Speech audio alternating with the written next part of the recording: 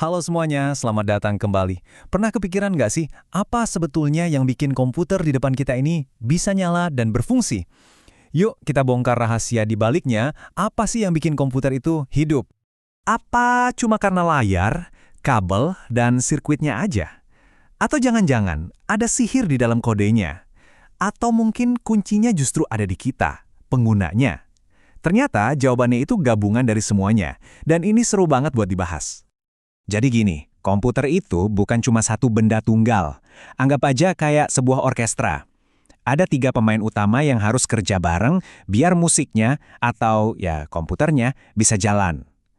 Nah, hari ini kita bakal kupas tuntas ke 3 pemain ini. Oke, kita mulai dari yang paling gampang kelihatan, yang bisa kita pegang dan kita sentuh. Ini dia pilar pertama kita, hardware atau perangkat keras.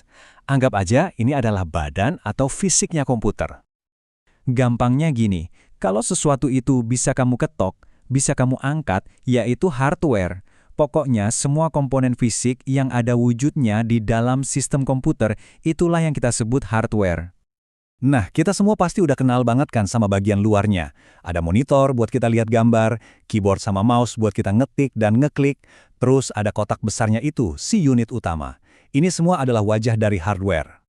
Tapi, mesin utamanya, keajaibannya, justru ada di dalam kotak itu. Di dalamnya itu ada jantung dan otaknya komputer. Ada motherboard yang kayak sistem sarafnya, ada CPU atau prosesor yang jadi otaknya buat mikir, terus ada RAM yang jadi memori jangka pendeknya. Nah, mereka inilah pahlawan-pahlawan yang kerja keras di balik layar. Jadi, mulai dari otaknya CPU sampai ke jari-jari kita di keyboard, semua komponen fisik ini, mau yang besar, yang kecil, yang di dalam atau di luar, semuanya itu satu tim yang solid. Tim hardware. Oke, jadi badannya udah ada nih. Tapi kan badan tanpa pikiran ya cuma jadi mesin pajangan aja kan. Sekarang kita masuk ke pilar kedua, yang ngasih kehidupan buat si badan tadi. Software atau perangkat lunak. Inilah jiwanya komputer. Wah, kutipan ini pas banget. Punya hardware paling canggih sekalipun kalau nggak ada softwarenya, ya ibarat punya piano super mahal tapi nggak ada yang mainin. Atau punya mobil balap tapi nggak ada sopirnya. Potensinya besar tapi nggak ada yang ngasih perintah. Jadi, software itu intinya adalah sekumpulan perintah. Dia ini sutradaranya, yang ngasih tahu aktor-aktor hardware harus ngapain dan kapan.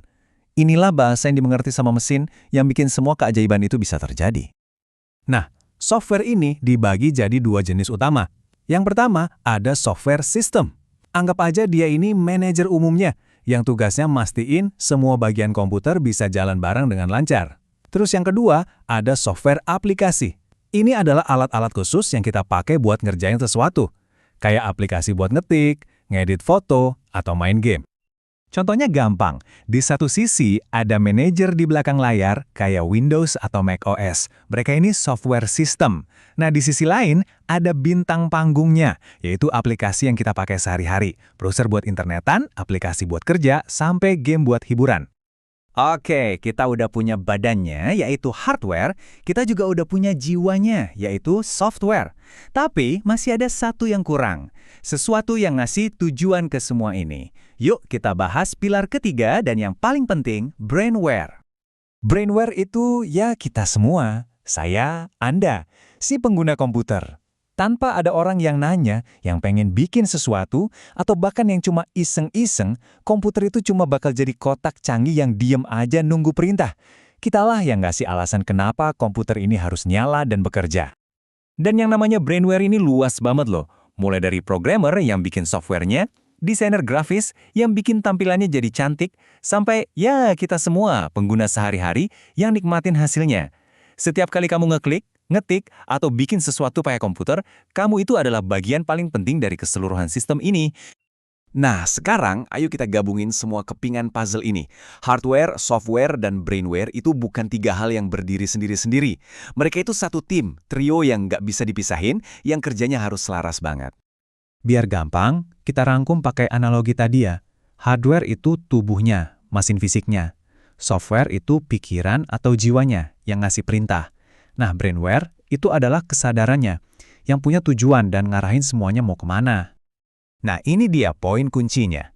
Kalau salah satu dari 3 pilar ini hilang, semuanya bakal langsung gak berguna. Hardware secanggih apapun tanpa software, ya cuma jadi pajangan mahal. Software sekeren apapun tanpa hardware, ya cuma jadi konsep di atas kertas. Dan dua-duanya, tanpa ada brainware, ya nggak ada gunanya, nggak ada tujuannya. Jadi ini bukan hubungan satu arah ya. Ini tuh kayak siklus, kayak tarian yang terus-terusan terjadi. Kita sebagai brandware pakai software buat ngasih perintah ke hardware. Terus hardware ngasih hasilnya balik ke kita, lewat tampilan di software lagi. Terus saja muter gitu. Ini jadi mikir ya, sekarang kan AI makin pinter, software makin canggih. Kira-kira peran kita sebagai brandware di masa depan bakal gimana ya? Apa kita cuma bakal jadi pengguna aja, atau justru jadi partner kreatif buat mesin-mesin cerdas ini? Masa depan komputasi itu lagi kita tulis sekarang ini loh, dan kita semua adalah bagian dari penulisnya. Terima kasih banyak sudah menyimak.